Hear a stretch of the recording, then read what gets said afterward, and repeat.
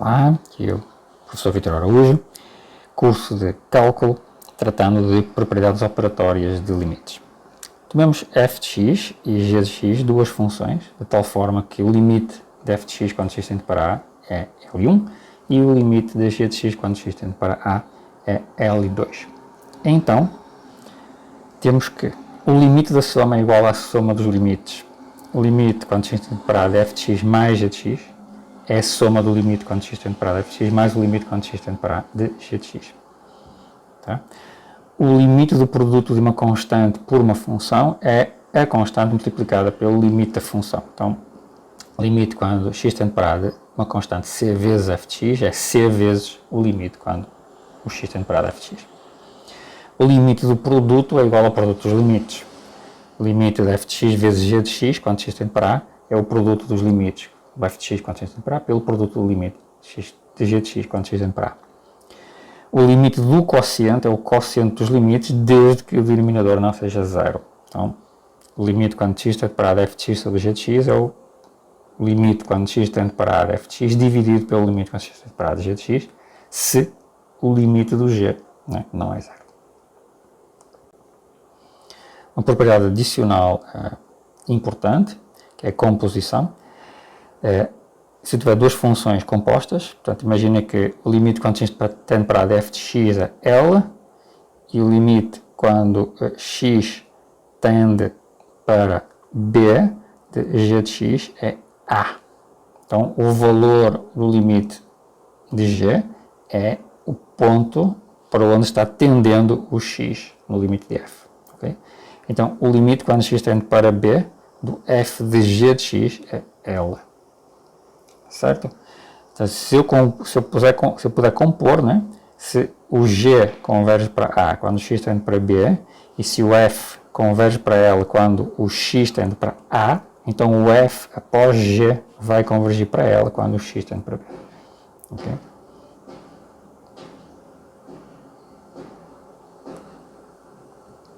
Mais exemplos de aplicação. Os gráficos de f e g são dados abaixo. Use esses gráficos juntamente com as propriedades operatórias para calcular os seguintes limites, caso eles existam. Caso não existe, vamos tentar explicar porque não existe. Então, temos aqui o gráfico da f e o gráfico da g. Limite quando x tende para 2 de f de x mais g de x. Ora, vamos observar.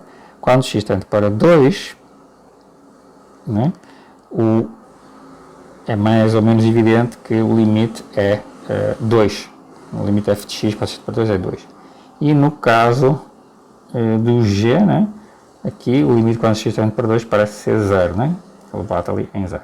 O limite quando x tende para 2 é 0. Então, o limite de f de x mais g de x é exatamente 2 mais 0. É 2, né?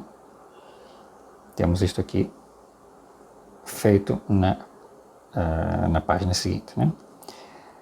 Observemos agora, ponto 2, limite quando x tende para 1 de f de x mais g de x. Bom, observem que, no caso do f, né, o limite quando x tende para 1 é 1.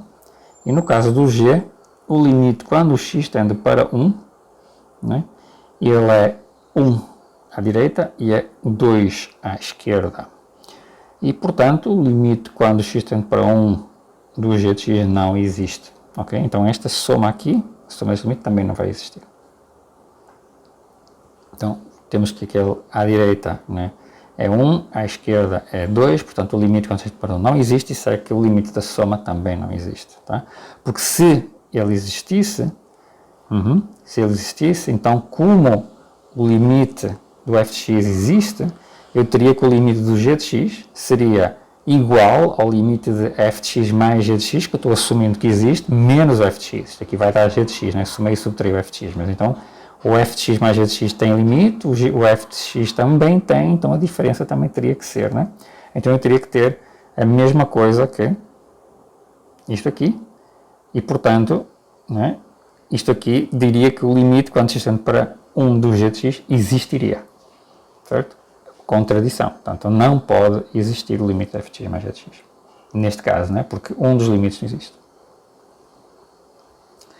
E finalmente não, vamos ver aqui atrás, então 3 e 4, 3, o produto, limite do produto f de x vezes g de x, quando x vai para 0. Bom, quando x vai para 0, Em f de x temos o limite 0, em g de x temos algum número entre 1 e 2, mas é diferente de 0, né?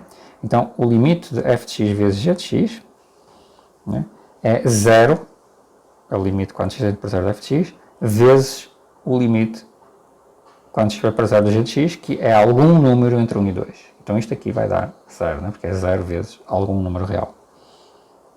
E fica agora sim, finalmente, o 4, e tem 4, limite quando x tende para 2 de x ao cubo vezes f de x. Bom, quando x tende para 2, x ao cubo vezes f de x, o limite quando x tende para 2 de x ao cubo deve ser 2 ao cubo, e o limite quando x tende para 2 de f de x, nós já vimos que é 2, né? Então deve ser 2 ao cubo vezes 2, 2 à quarta deve ser 16. Né? Okay? O limite quando x tende para 2 do x ao cubo é a mesma coisa que o limite quando x tende para 2 de x ao cubo. Porquê? Porque x ao cubo é x vezes x vezes x. Então isto é a mesma coisa que o limite quando x tende para 2 de x vezes o limite quando x tende para 2 de x vezes o limite quando x tende para 2 de x. Okay? E cada um deles, né, é 2, então é 2 vezes 2 vezes 2, 2 ao cubo, 8. Então já sabemos que o limite quando x tende para 2 f de x é 2. Então o limite deste produto é o produto dos limites. 8, que nós já calculamos, vezes o 2, que já tínhamos calculado antes.